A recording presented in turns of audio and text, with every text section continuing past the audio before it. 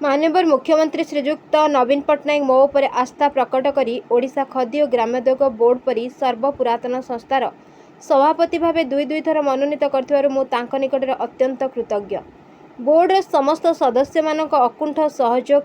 मते काम करिबारे बहुत सहायक होईछि। सेथिपई समस्त सदस्य मानक मु धन्यवाद जनाउछि। आज मु बोर्ड सभापति पदर इस्तीफा देउछि। आशा करे ओडिशा खदी और ग्रामोद्योग बोर्ड ताहार कार्यकारिता को आहुरी श्रृंखलित और सुचारू रूपे पालन कर ओडिशावासी उन्नति में सहायक होब।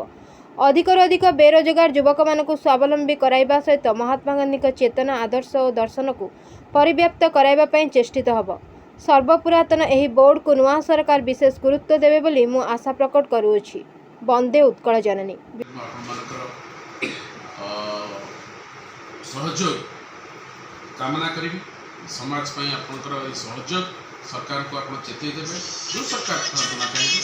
समाज में आपको मंगलमय हो आशा कर पुनर्बार समस्त कृतज्ञता अर्पण कर मत सहयोग करने एसत आज मोर जो सभापति पदर इस्तीफा दूसरी जेहेतु माननीय मुख्यमंत्री श्रीजुक्त नवीन पट्टनायक वर्तमान पर्यंत से मुख्यमंत्री बोले कहवा माननीय मुख्यमंत्री श्रीजुक्त नवीन पट्टनायक पाखे कृतज्ञ सी मत दुई थर ये संस्थार दायित्व देइचंती एवं मु ये संस्थार नुहे ये संस्थार मु अनेक पूर्व गांधी विचारधारा विश्वास करुवा गोटे मनीष तेणु संजोग बसत जो मत संस्थार दायित्व मिलता ये जिते छोट बड़ मुझे देखी ना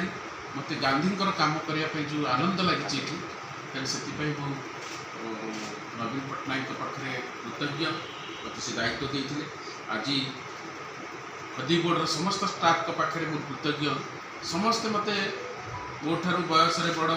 अभिज्ञ पाठ पढ़ारे अधिक सत्य किए ओएस अफिसर अच्छा सत्य से समस्ते गोटे मुरबी भली मानती एवं मोर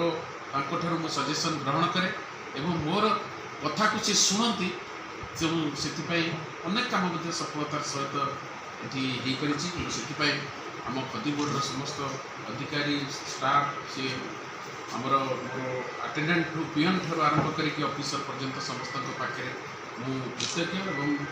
एभली गोटे अनुष्ठान काम कर मोर गोटे जीवन स्मृति होगी खदी बोर्डर काम कर।